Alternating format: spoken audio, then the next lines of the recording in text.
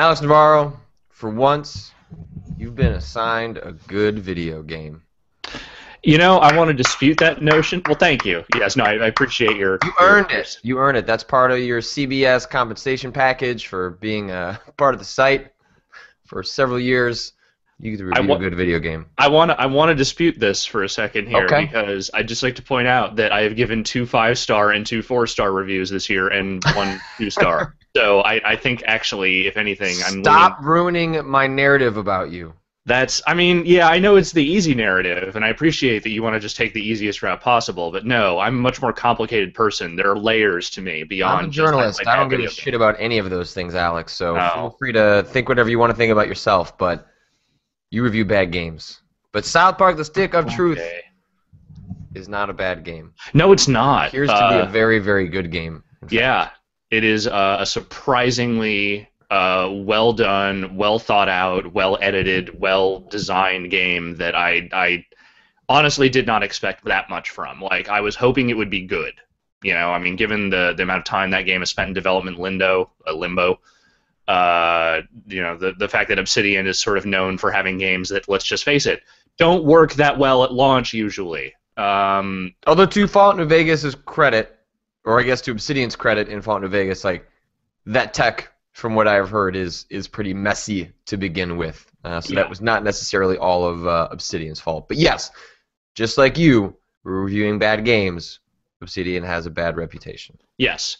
And so with all of that in mind, I was settling in, kind of girding myself for the worst. And I was pleasantly surprised across the board by just how, how well all the pieces fit together in that game and how good a representation of, South Park in interactive form that game really is. So, what is your history with South Park? I've been watching pretty much since the show started. There were a few years where I just kind of stopped, lost interest or whatever, and was watching other things or just kind of lost track of it. I think that's most people. I think that's like a lot of people in, like, the show started what, in the 90s, late 90s? Yeah, it started in 97. Yeah, I think, its creative highs of the early aughts, everyone was watching that show. Especially if you were in your teens or 20s, like, South Park was just part of your weekly rotation. But, at some point it became the show that you went back and watched when there was a particularly good episode that people were talking about, as opposed to watching every single episode. I guess it kind of became maybe like The Simpsons in that regard. Like, it's a show that's still around, and occasionally it's pretty funny, but it's not something I need every week. I'll give South Park this over The Simpsons. The South Park has good episodes every season because it is the same writers and the same performers and a lot of the same people doing it pretty much the entire way through the series versus, a lot of, writer turnover and what have you. So, unlike The Simpsons, where, like, all the later seasons are pretty much skippable, there's at least, like, 2 or 3 good episodes every year. And I started watching week to week again, I want to say, like, 2 or 3 years ago. Like, the last 2 or 3 seasons I've been watching straight through, and they're not all great. Which I guess is like alongside the arc of them, what's the Broadway show they did? Book of Mormon. Right. I think that spiked a lot of new interest in their stuff. And it seemed like a revitalized creative interest for them, too, was having something alongside that. And I think that's when I started watching a couple episodes again as well. Yeah. And it's, again, it can be inconsistent. There are certainly episodes that are far better than others, but I started watching week to week as my girlfriend. It's still one of her favorite shows. And, I fell back into watching it pretty easily because when that show is good, it is still, I think, some of the funniest comedy on TV, or, at least American television at this point.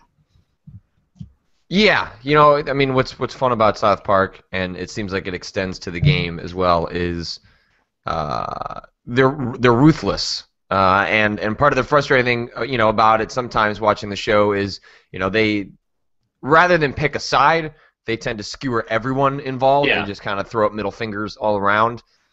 It's why reading any article where folks have tried to pin down, like, what their politics are, like, is always very funny because they're extremely squirrely about it, and it seems to reflect their own internal politics in a way. Like, the show is absolutely them, and it seems nakedly honest about who they are and what they think about the world.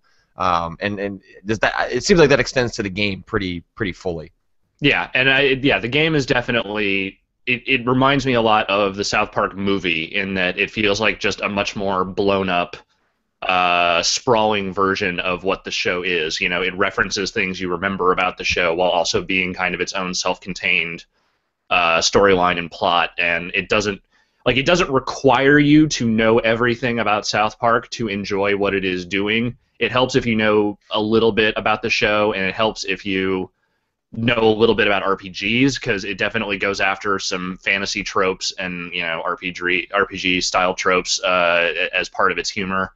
But that's really all you need. It doesn't require you to be a super fan, though if you are, that's definitely who the game is most targeted at, and I think they'll get the super fans will get the most out of it, certainly.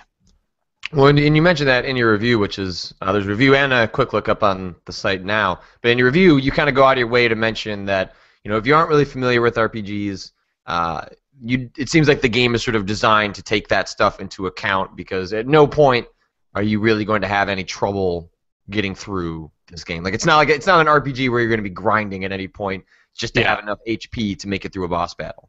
Yeah, if you think of like Costume Quest as like my first RPG, like the lowest barrier to entry you can get, like kind of in that sort of genre. Okay. South Park is probably a couple of steps above that. Like there is more depth there. There's a lot more to do with like buffs and magics and summons and like all these other different abilities that you can kind of play around with. But it also doesn't really require you to mess with any of that stuff. Like you can get by just kind of fudging with that stuff a little bit and just kind of guessing as to what the best abilities for your particular character class are, and you'll do fine. Like the battles are never that tough, and they rarely last that long. So there's very few situations where you're going to find yourself just like repeating sections over and over again. I think I died maybe 3 or 4 times the entire time I played the game. But that's good, because it's not a game that really would benefit, I think, from like just punishing difficulty. Like the jokes, you're in the battles and you're doing these different things to see the jokes. You're not doing it because you want to spend hours and hours leveling up characters and getting like elite gear and stuff like that. Like there's plenty of stuff to collect, but it's not about just trying to make your character super powerful, because in the end it doesn't really matter if your character is super powerful or not. But you did mention like in the review that there are like a shitload of items and customization options. Yeah, it definitely there's lots of different gear to collect. Some stuff that I never even used, because it just the amount of stuff you collect comes so fast and so furious that it doesn't really there's no opportunity to really use all of it. And you get tons of different like these patches that like add attack layers to your equipment. So and there's also just thousands of like random junk items you will pick up that are all like references to the show, and all you do with them is look at their item description and then sell them off to shopkeepers. But it's one of those things where it's like it's cool that it's there, because there are just so many different things to find and little tiny references to the show that are not necessarily useful to the game, but like fun to collect if you're into the show and like remember all that stuff. Yeah, and it seems like if it's going to be a South Park game, punishing difficulty doesn't really seem like people that are here to play this game are probably here to laugh. Yeah. So it's like the RPG stuff seems like it's there to give the game a certain veneer and mechanics for you to interact with for something that's going to be much longer than a 30-minute episode or a 90-minute movie. Yeah. But it really kind of seems like at the end of the day, this is about them playing in a trope-filled world just to tell a story, not because they really set out to make a particularly challenging RPG. Yeah, it's the basics of an RPG done pretty well, and done in such a way that you never feel like you're frustrated by the battles, or that you just you can't get a handle on what they're trying to do, but you also don't feel like you're just spamming the same 3 attacks again and again and again, or at least you don't have to. Like I tried to throw in as many different attacks as I could into battles, and I wasn't necessarily using the right things for every situation. I felt like, at least it kept the variety out there. It's a game where you're supposed to go around finding the laughs. It's not necessarily a game where you want to just, jump into battle constantly, because it doesn't really matter if you're you level up super quick, because that's not really what you're trying to do. And it definitely seems like if you're coming at this game like, hey, I'm an RPG fan, like kind of interested in South Park, like this may Yeah. be less interesting. But if you're like a big South Park fan that's like okay with RPGs, this game is probably for you. Oh, Like, totally. Yeah. like anyone that is like, not to paint you with too broad a brush, but like if you're into Bravely Default, like South Mhm. Park's not that kind of game. No, though, I mean, you'll find little references in there to like older RPGs. Like there's a whole section where you go to Canada and the entire map is done as a 16-bit role-playing game map, like an That's good. overworld where you're That's walking really good. around and all the quest designs and that, which I won't say anything about because it's better just to discover them yourself. But like all the quests definitely fall into that loop of, oh, cool, I have to go run a million errands for a bunch of different people just to get one thing done. And it plays with that stuff in a way that's actually fun and doesn't actually feel tedious, which is probably the best compliment I can pay to something like that. So is it funny? Is it funny? Yeah, it's very funny. I mean, it definitely helps if you like the humor of the show. Like this is not a game. It's not It going is to not, convince you if you're no, not it's not already going. in. There are parts I would say that transcend the general sense of humor of the show, but by and large, it is a game for people who are bought into what Trey Parker and Matt Stone do still, and still have some reverence for it. I'm one of those people unabashedly, and as someone who has always liked the idea of a South Park game, but has never liked a South Park game, like that tower defense game was all right, but even that I kind of just sort of forgot about. This is what I've always kind of wanted out of that. It's that the closest analog I would draw, though this is a better game than that, would be like that Simpsons Hit and Run game, the open world one where you can kind of go everywhere in Springfield and you could meet all the different characters and finds all sorts of different shit. Like that was what that game did really well. It made a really good representation of Springfield you could explore, and it was fun to do so. This is like that, except it just happens to be a turn-based RPG instead of like an open world action game. And the way they've laid it out, it's super easy to get around the world. It's fun to explore it. It's fun to find all the different random hidden stuff. There's a bunch of different side quests that are all really funny. It's fun to explore South Park, and that is the best thing you can do with a game like that. And you played it on PC, and it took you, what, like 13, 15 hours, something like that? Yeah, it took me about 13 hours, including the extra time once I'd finished the main quest, just to go pick up the last couple of side quests that I hadn't done. There is room for DLC in there, like there's a menu option for it, so I'm wondering if they might be doing some extra quest stuff down the road. Well, I recommend if you're interested in the game, there hasn't been a lot of PR that Matt Stone and Trey Parker have been doing around the release necessarily, Yeah. but they did grant an interview with the New York Times, and I don't have the link in front of me. I have it in my notes somewhere, but they did a short interview with the New York Times about the development of the game, and they don't get into it very deep because the article is mostly sort of a fluff piece about the game's release with some funny, nice quotes from Matt Stone and Trey Parker, but they allude to this game being a complete fucking mess at THQ. Yeah. Matt Stone, I think, said he turned in a 500-page draft of the story when they were first having conversations about the game because he played Skyrim and then said, I want to make Skyrim for South Park.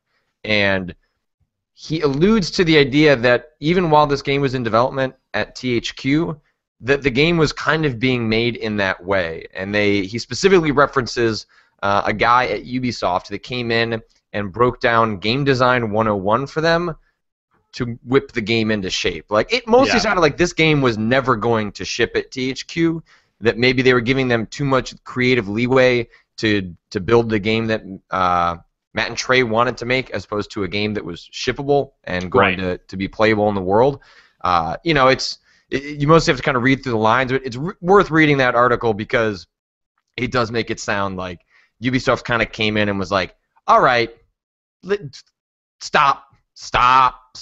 You don't know how to make games. Like, we need to streamline this process and get this game out. So I wouldn't be surprised if there was a lot of cut stuff Yeah. Very easily just be made into DLC down the line. Well, if you go into the product space on Giant Bomb for South Park and you look at like the early screenshots of that game, there are at least 3 or 4 different things in there that are not in the final product. Like there are backgrounds and there are fights that they release screenshots for that are just not in the game.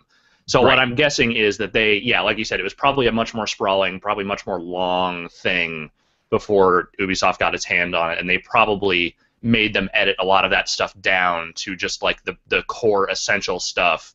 And I think that was smart because I say in the review, it is a well-edited game. It does not waste your time. There are very few extraneous battles.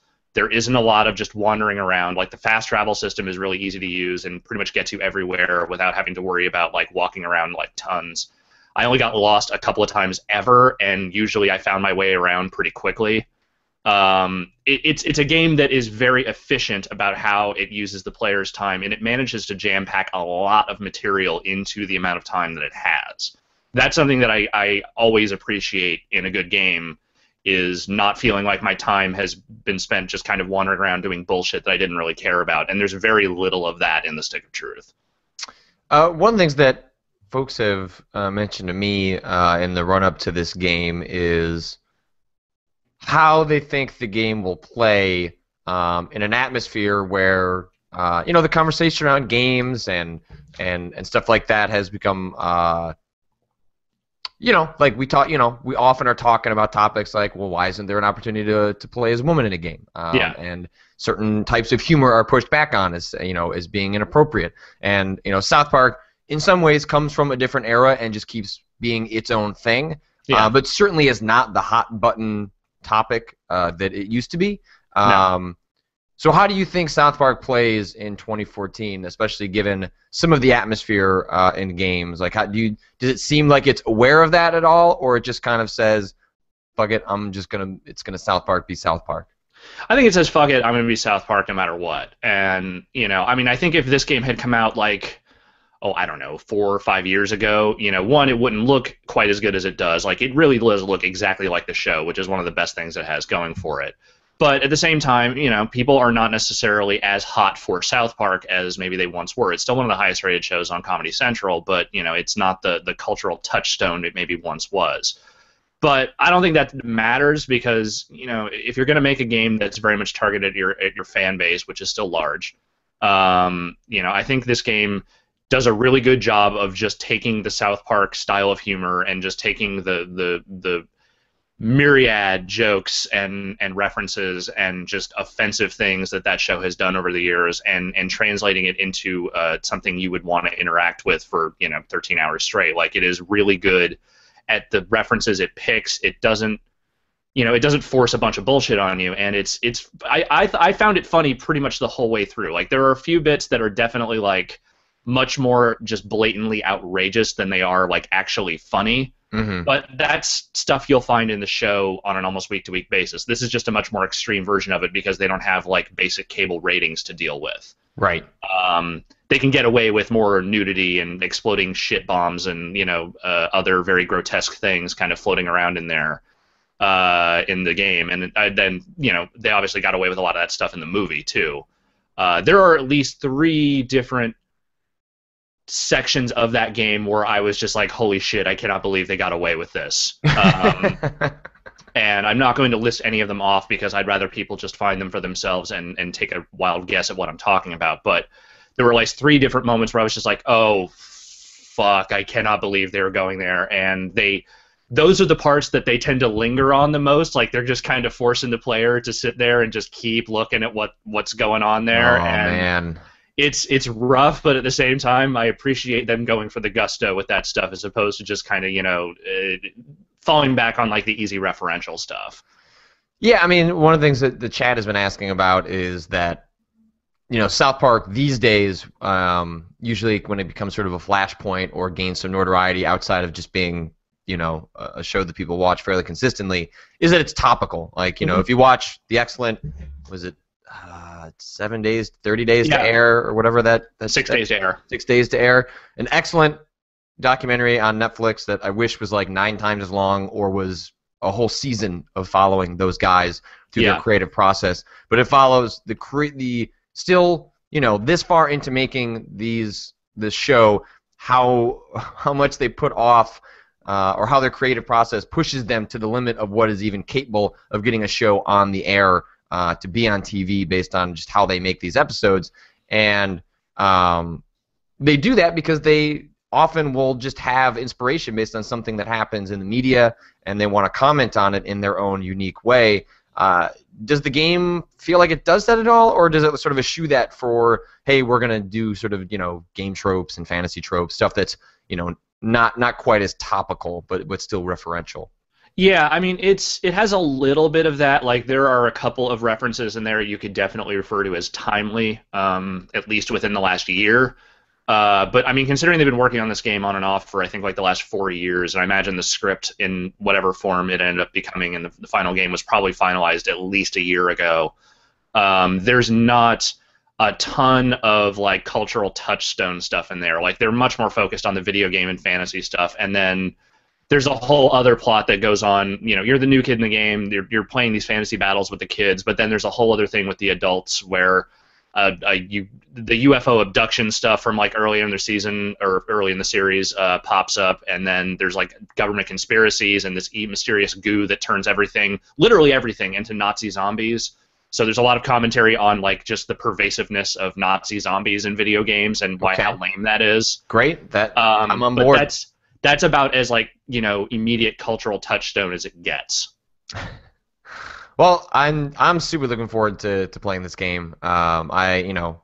It's if only just to see these moments you are talking about. But I used to be a fan of South Park. It's not something I watch very consistently anymore. But this seems like if there ever was a time to revisit the best of what that series used to represent for me, it seems like this game is that.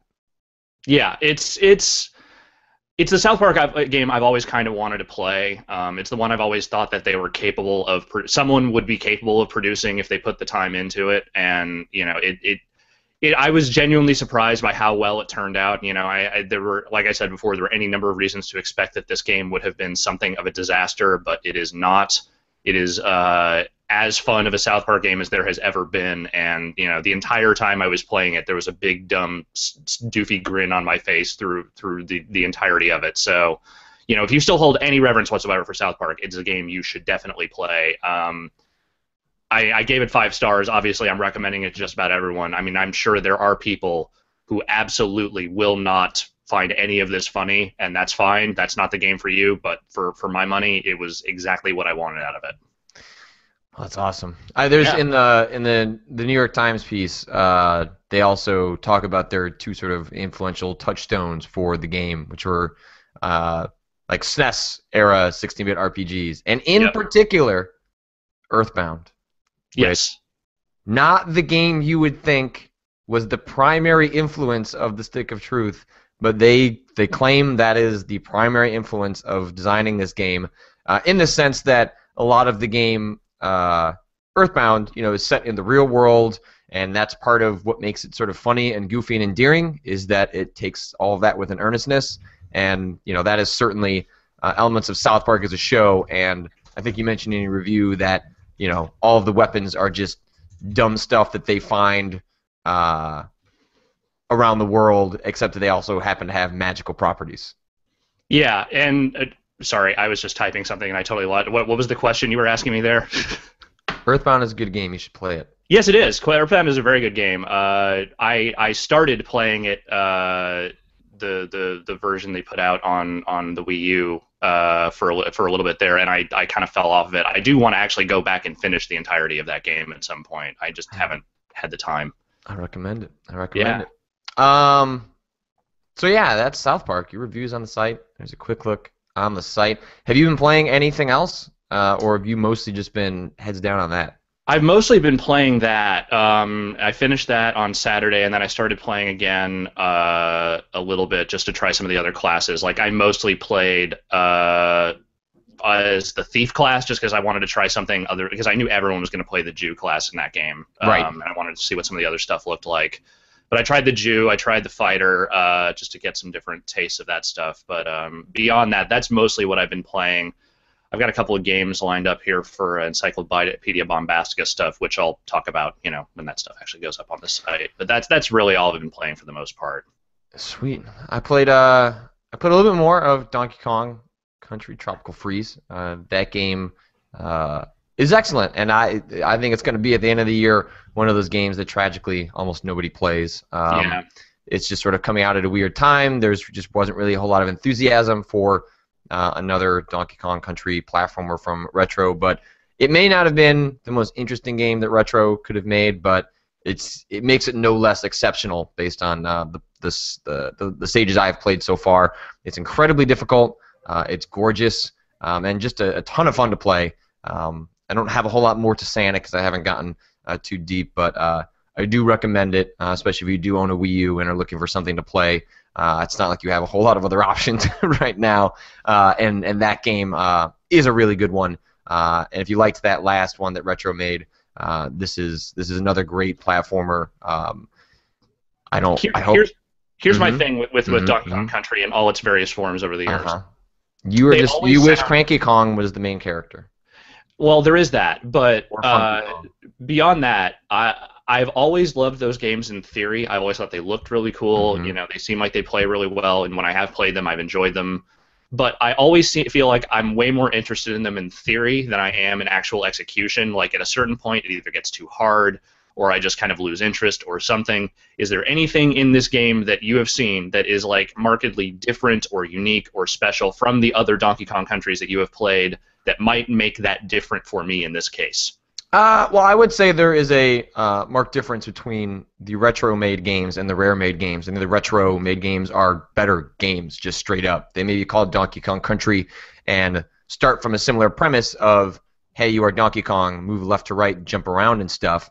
It is certainly heavily influenced by what Rare did, but the retro-made games are much better video games. They are much better platformers than anything Rare put out. I did enjoy the original Donkey Kong Country when it came out, exceptional music.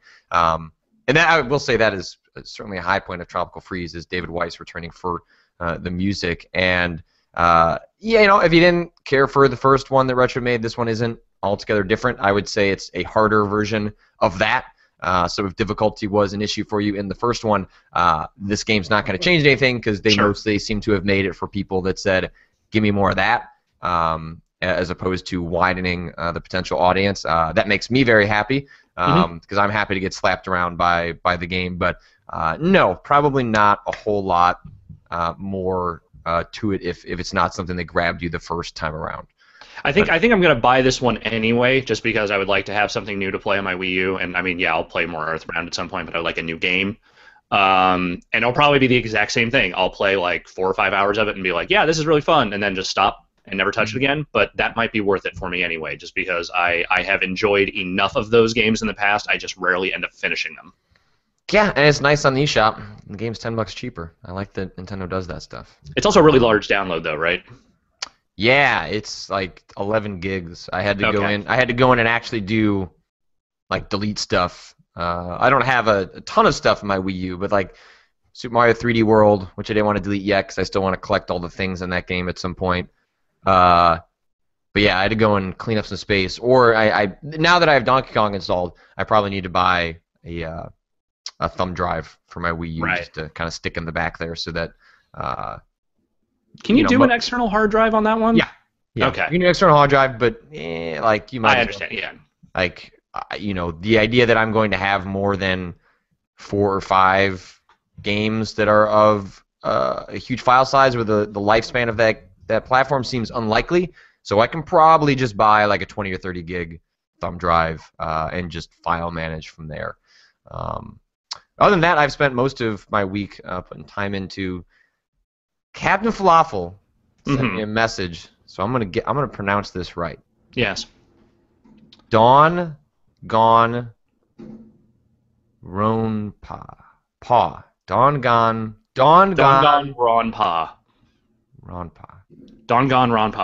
Danganronpa. So, yeah, that's the sort of Ace Attorney whodunit that I started playing on the Vita. It's, once you get past like the first couple hours and you get a little over these sort of the hump of, hey, this is wacky. You know, and largely it's wacky because it's different than sort of my, as I've mentioned on Tumblr and folks have been asking, like my cultural norms, right? Like I don't even bat an eyelash at some of the crazy sci-fi that we play in games. Sure. Or South Park. It's just like, yep, it's South Park. And you don't spend a lot of time going like, man, that's crazy.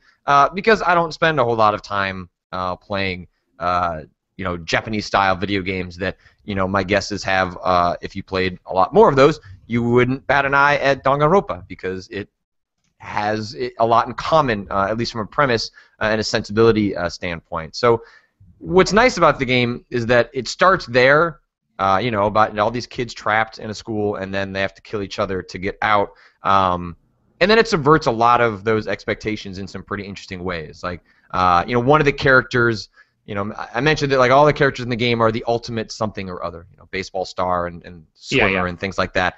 And one of them is the ultimate fanfic creator, who is basically the representation of the stereotype of a person who would play this game made into an ultimate form as a character in the game. Like he's constantly talking about cosplay and fanfic and preference for 2D over 3D, and it's really funny and, you know, acts as a sort of commentary on your stereotype of the people who would play and be fans of this game in the game itself, which I think sort of takes some of the weirdness out of the room, because it's a game. The game is saying like, look, we get it. We kind of know how this game fits into this world, and we know how people kind of talk about these games, and it really is super amusing in that right, and it doesn't fully escape a lot of what I find problematic about some of these games, at least in the sense that there are, you know, early on, well, I guess like 6 hours into the game or so, there's just a shot of one of the girls, you know, sitting in her bed in her underwear for no reason. Like, there's not even like a premise that she's going to the bathroom or anything like that they could maybe try and get away with it. It's just straight up male gaze, this chick in her underwear for no good reason, and it's just like, like I'm on the couch and like now I'm like, I don't want anyone to see me playing this game. Like that I find that shit embarrassing, and I know that stuff exists in these games because they are catering to a certain demographic and it's a financial consideration. I'm not saying I don't understand why that stuff is there, but it really bums me out, and then it makes it so when I want to recommend like something like this to someone else, or maybe them to go out on a limb to maybe think about playing it, you see stuff like that and it's like, well, this is going to put 99% of people off to this because they're just going to assume it's the same old bullshit, and then when it pulls the same old bullshit, it's just kind of disappointing for a game that is otherwise about subverting expectations. Well, you're going to be really bummed then, because I just got word that we're trading you to Anime Vice in exchange for rescuing screens. So good luck over there. Have fun, you know, enjoying your new job as anime editor. Damn. I'll have to fight Brad to the death at GDC. And you know, furthermore, even once you get past, you know, some of that stuff, the game, you know, the bulk of the game is sort of this relationship building that you have with these characters during the daytime. Then murders occur, and there's an investigation period, and then there's a class trial where you're trying to find contradictions in the evidence in order to figure out what happened. So, you know, whatever seems to have occurred is, you know, never actually what occurred, and, you know, the winding paths that some of these trials go on is super fun, because where you start and where you end is completely different, and watching the ways they have weaved together the twists is a lot of fun, if at some point exhausting, because you can never, you know, fully rely on anything that you have seen. But one thing that's weird about it is that, so the game was recommended to me because I was really into 999 and VLR, which were these, you know, visual novels that have puzzle elements, and the player themselves has a lot of agency over like branching paths, and in this game they present it as a narrative that you're going to have branching paths, because it's the trial is about picking who did this murder, and if you pick wrong, everyone else is murdered. So there is an imperative to, you know, picking correctly.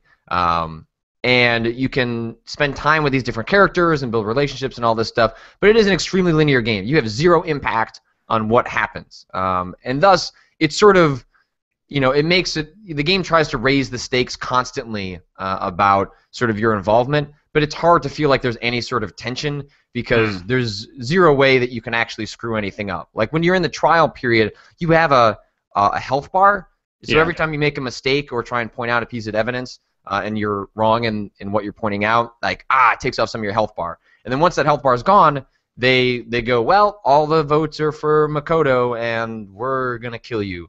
But then it just says, do you want to try again? Like, there's no real even incentive other than for trophies that reward you for playing well to do anything but then just try all the possible options to move forward.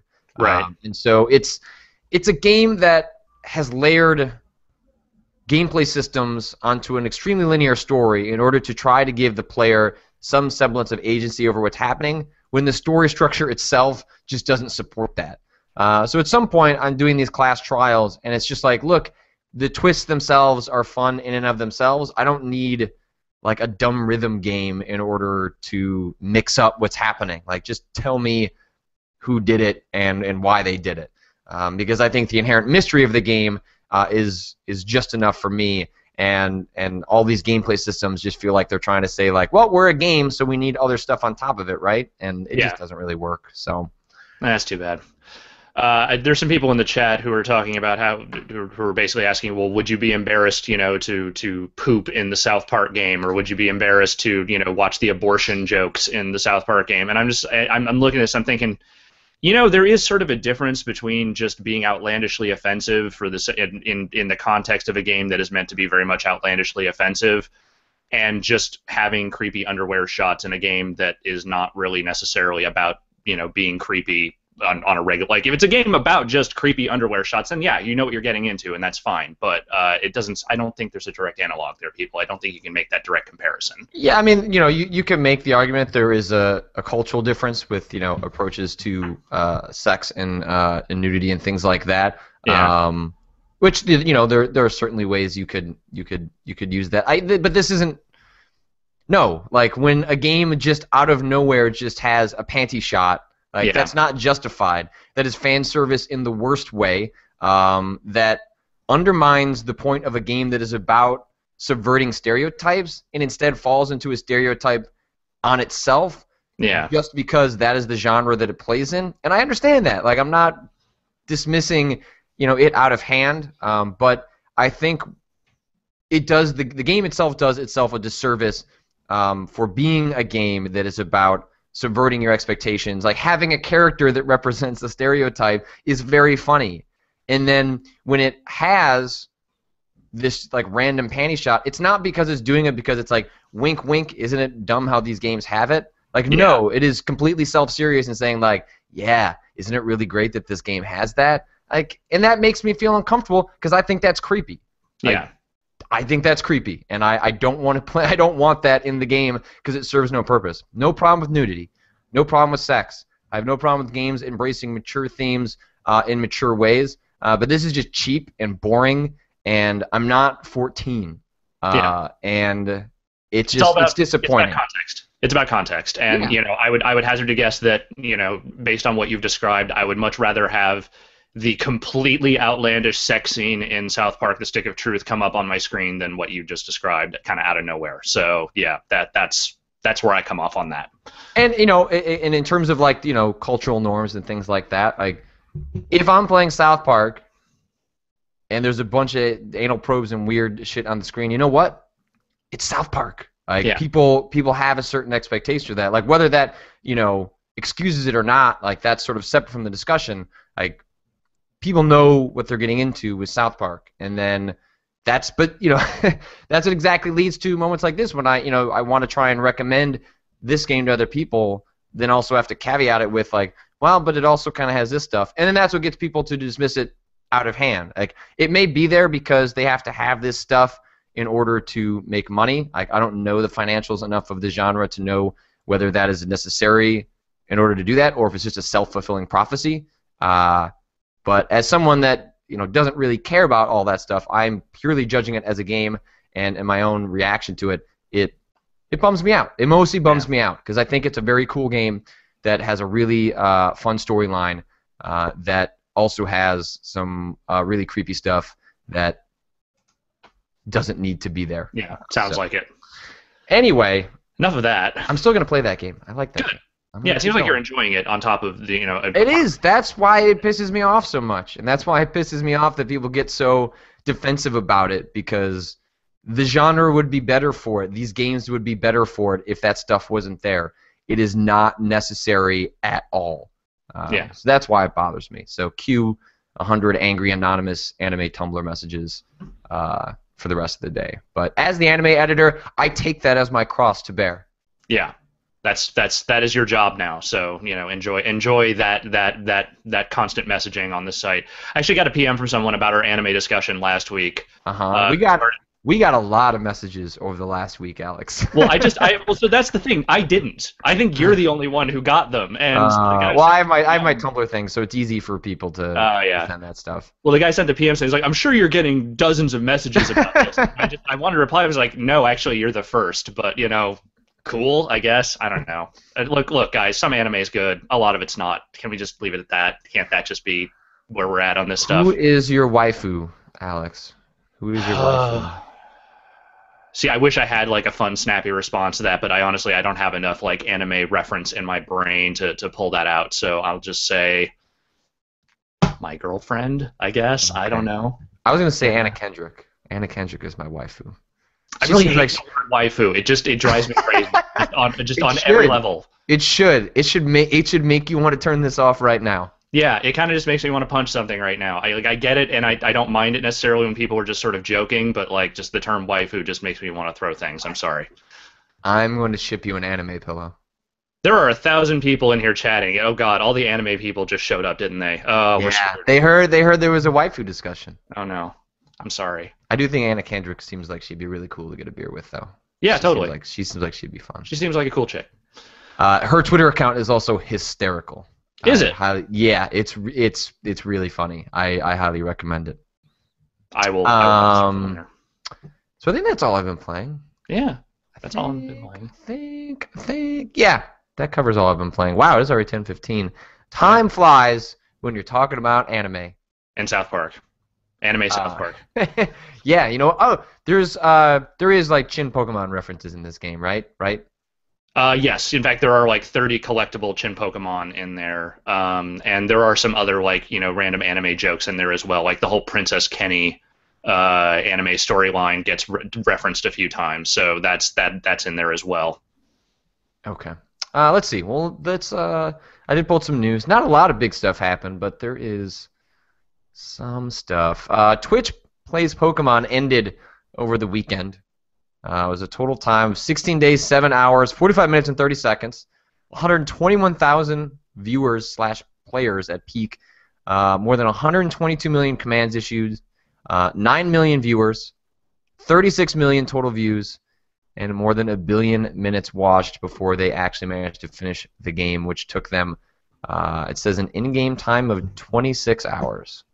That is a hell of a thing, that whole thing. I only watched it in spurts because, to be honest, I don't have quite the reverence for the old Pokemon games that probably helps make that whole thing seem way crazier than it is. But that as an experiment, as a weird social experiment, that is one of the most fascinating things I think I have seen anyone try to do in video games in a while, and it was some of the absolute most ridiculous, just watching that chat try to exist, and also trying to watch other stuff on Twitch and seeing how it just completely wrecked their system for several days straight was pretty amazing. Well, and it was impacting other streams. Yeah. I was playing Spelunky one night on my personal account, and it was spitting out just fine from XSplit, but having real trouble on that end, and people were like, "Oh yeah, this is because Twitch Plays Pokemon is kind of screwing everything up." I mean, I didn't really. I kind of checked in on it when it first started, and then got really into it on last Friday as they were trying to finish the game by playing the Elite Four, which is sort of the last real big difficulty hump in the original Pokemon. And you know, I don't know if watching the game was that interesting, but the culture that sprung up around it was Yeah. hysterical and fascinating. The sort of religious connotations and cults that sprung up around the different Pokemon in the game. You know, Lord Helix is one of the ones that people were really into, which they had written songs about Lord Helix. There's one I tweeted out on Friday that is this like Christian choral track about Lord Helix and how he has saved them so many times. And it's really well done. Like, the lyrics are funny. It's recorded spot on. It's really cool. And it's this random stuff about the internet and games that, when we talk about how streaming is going to impact games, I am much more interested about weird stuff like this than I am in just watching some random kid playing Titanfall. Yeah. It is games that are like, it's not Deadlight. I don't know. There's some horror game coming out from Atlas that players are going to be able to, if anyone's streaming on Twitch using like the in-game client, the Twitch players are going to be able to trigger actions on screen.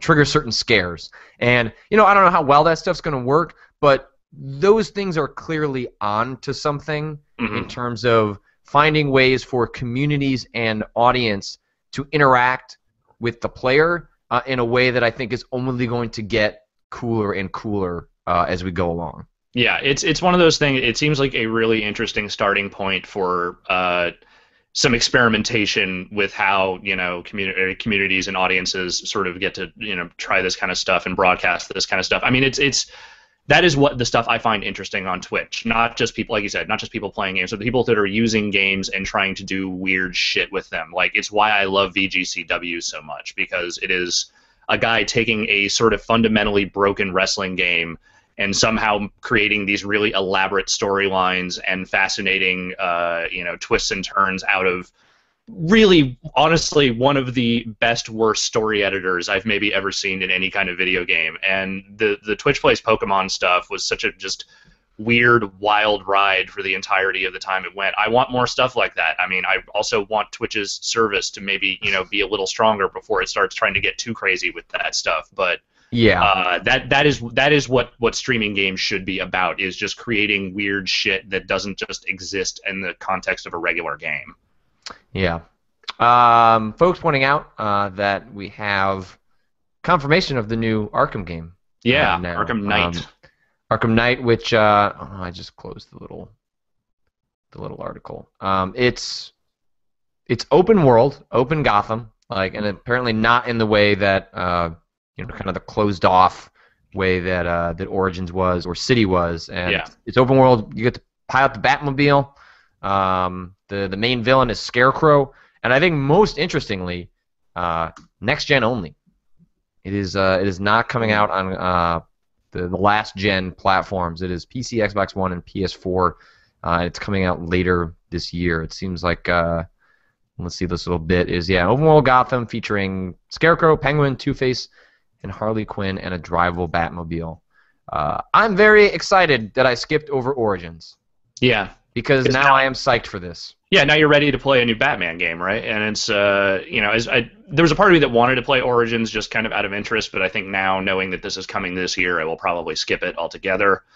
We had our conversation not that long ago about, the things that we liked about the different Batman games. I don't know that a more open world is necessarily what I want from a new Batman, but if they're going next-gen only and it is Rocksteady, I'm willing to at least give it a shot, because, I mean, hey, whatever problems Arkham City might have had, it was still a hell of a good game. So, and I like the fact that the little tagline on Game Informer's cover was that this is the final chapter. They're putting this series to bed after this, which I find hard to believe.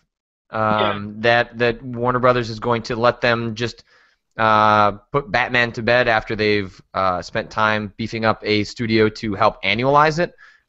But just if they put this arc to bed, that doesn't mean that Batman's over, or that WB Montreal couldn't continue the series in some way or find some other angle. But what I do hope it means, not that I'm not excited for Arkham Knight, and I don't think it doesn't have potential to be really great. I just think Rocksteady is an exceptionally talented developer that I Yeah. would love, love, love, love, love to go see do something different.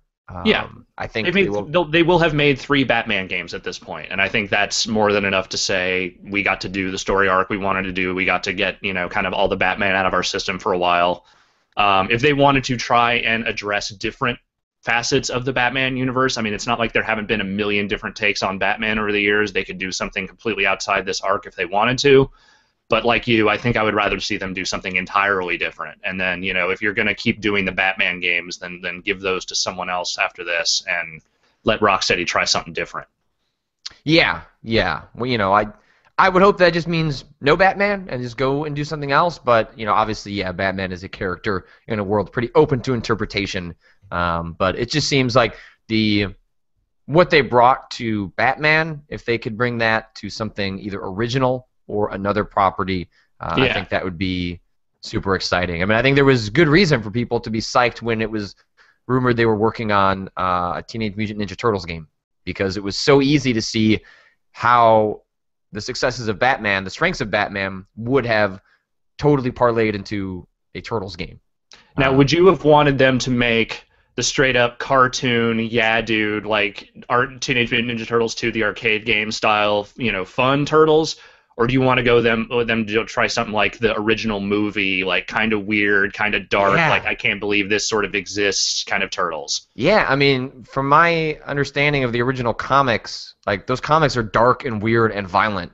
Yeah. And the Turtles that we know today as kid-friendly and yeah, dude, like not at all what the origins of the series is about. And the tone that they strike in the Arkham games is, not serious. It's serious, but it's, not like hyper violent or anything like that. I think the exact tone of the Arkham games would have lent itself for them to find that kind of tone with a Turtles game. I mean, I sincerely doubt that's what they're going to work on next, but, I think it goes to show the amount of respect that people have for what Rocksteady is capable of doing, even when it comes to a licensed property, where they're willing to say, hey, if Rocksteady's going to do it, it's probably going to be pretty good.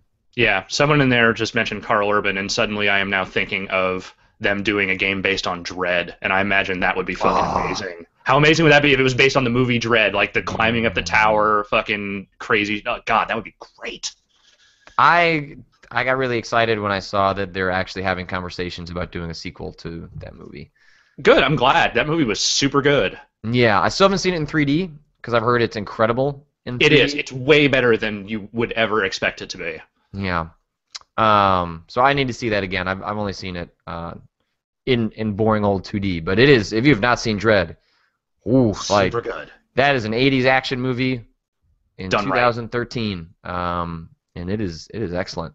So if folks want to jump a couple questions in the chat, if you got any questions about South Park for Alex as we wind this down, make sure and let us know. Some folks were asking about performance issues. You played on the PC. Sounds like you didn't run into too much, but I've heard the 360 version has some frame rate. So here's what I know. I mentioned the only bugs I ran into in the review. It was like I had one crash bug and one audio dropout the entire time I was playing. But while I was playing, I was talking to some other people who were reviewing it. It sounds like there's some hitching issues, especially when the game is auto-saving on the 360. I've heard from players that were playing on the PS3 that the frame rate sometimes just gets real junky. But I didn't see those versions myself, so I can't say one way or the other what my experience with that would have been. All I can say is that the PC version for me was mostly problem-free. Your mileage may vary, as is always the case with these games, and it is Obsidian, so I'm not surprised if there are a few issues here and there, but it doesn't seem like it's as intense and as pervasive as other Obsidian releases, and it seems like the PC version is mostly devoid of them. Hey, Calvero says, you guys going to play the new Walking Dead episode today? I forgot that's out. And yeah, I'm going to play that. I did an interview with... there were some scheduling problems, so it happened at the last second, and it's not the longest interview in the world, but I did manage to talk to the directors of episode 1, so I can continue my Faces of Death series. I'm going to work on transcribing that this afternoon, an interview that was Conducted over a speakerphone, which it sounds like garbage. It's going to take me hours to try and Oh, dig out. I'm sorry. Yeah, I'm like as I'm listening to it, I was crying inside because it's just going to be really difficult to pull together. But I think I can do it. And but yeah, I'm looking forward to playing episode 2. I'm playing it on the PS3, and I believe Telltale has made indications the wait between 2 and 3 will be significantly less, which is good to know. I was thinking about pitching something here today. Okay. See what the audience thinks of it. Yep. 4 games like The Walking Dead and The Wolf Among Us, which are episodic, and I don't review until the seasons are over. I'm wondering if people would find value in a sort of recap style write-up of each episode that doesn't have a score attached to it. Is not it's like sort of partial review, partial recap, just kind of going over the events of what happens in each episode. Spoilers, obviously. Just to kind of do it as sort of like the way people do TV recaps and stuff like that. I feel like that might be worthwhile. You think I should do that? I was thinking about doing that this season, but if I will handle these, I will handle the post-mortem if you want to handle the analysis. I think that'd be awesome. I wish, then the only thing that's tough with that is just because the episodes don't come out so regularly. I think that's why no one else has really gotten on top of something like that. But I think you should do that. All right. Well, then I'll play through the new Walking Dead today, and I'll probably write something up either tomorrow or Thursday for it, and we'll kick that off. I'll need to come up with a snappy name for it, but that'll. Again, there aren't too many episodic series out there, so this feels like something pretty manageable and something that would be fun to do for the stuff people are actually playing.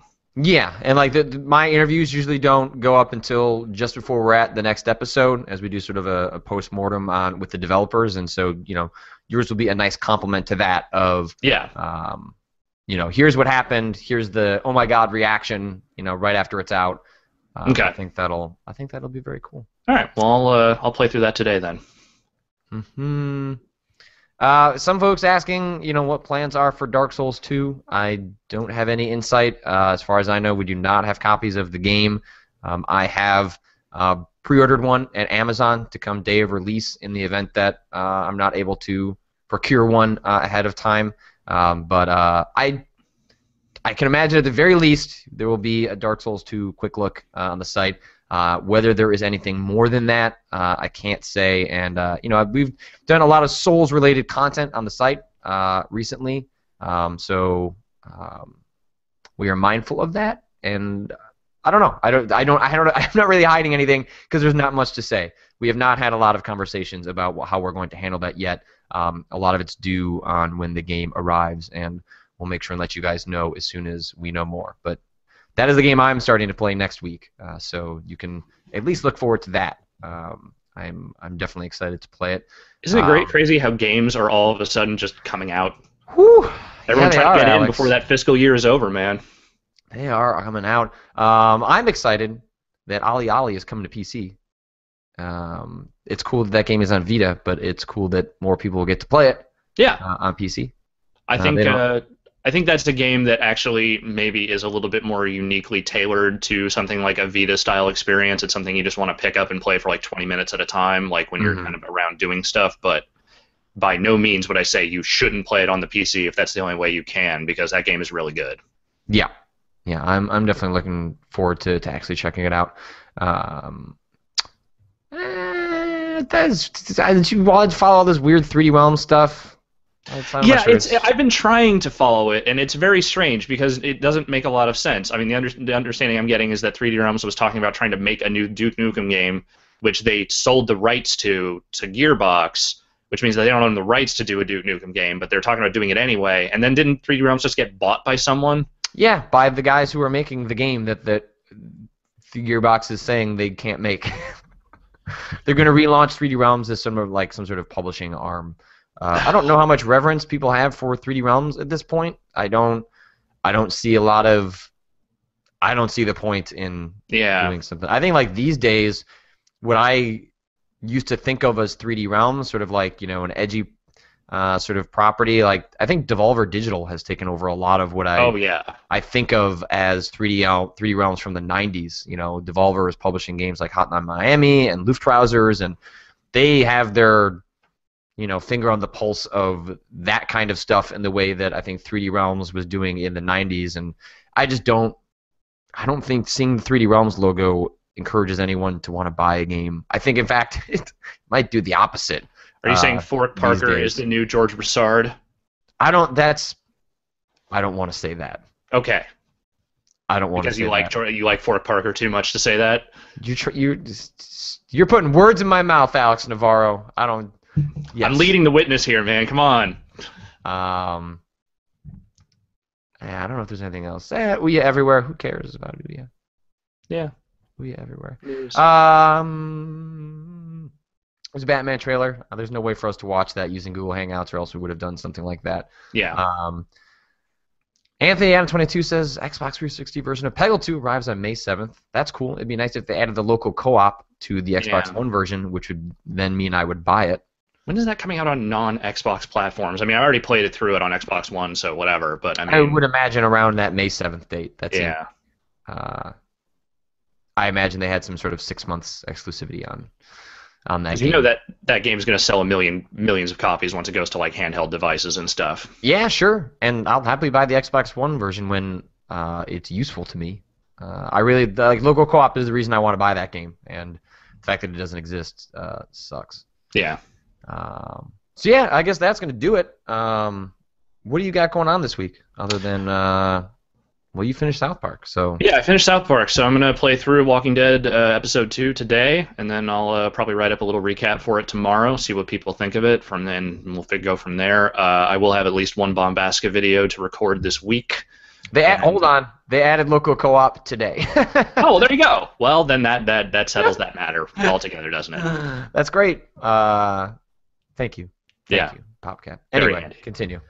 Yeah, so I'm going to do, what was the Bombastic? I was going to do Ultimate Muscle Legends versus New Generation for the GameCube, because after all the wrestling and anime talk of Friday, I for some reason decided to just go find a copy of that game and started playing it. And I was like, you know what? As an anime wrestling game, it's not bad. All so right. we're going to try that out.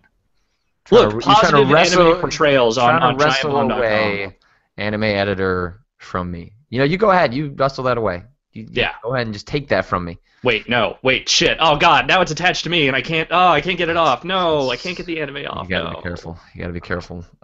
Yeah, I'm going to be working on getting my Faces of Death piece. I'll see if I can get it up today. I don't know if that's going to be possible. Depends on how hard the transcription is. I also spent time talking to Derek Yu, the designer of Spelunky, yesterday, in which we talked a lot about the creation of that game and the arc that game has had since, in terms of the competitive community and the influence that it's had on other games.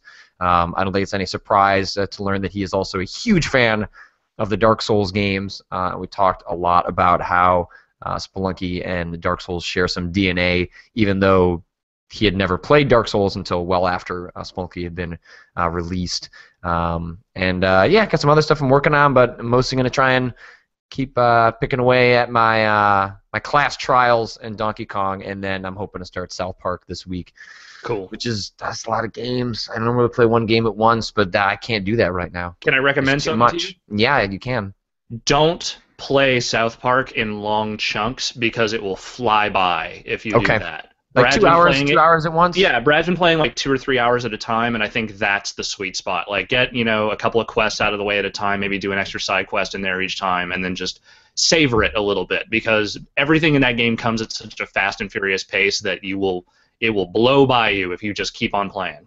All right. Well, I'm looking forward to doing that. That is the end of Bombin in the AM for this week. On Tuesday, in 24 minutes, I'm going to be streaming The Binding of Isaac as I continue into the basement on that game. And, yeah, Alex, I will talk to you on Friday. Oh!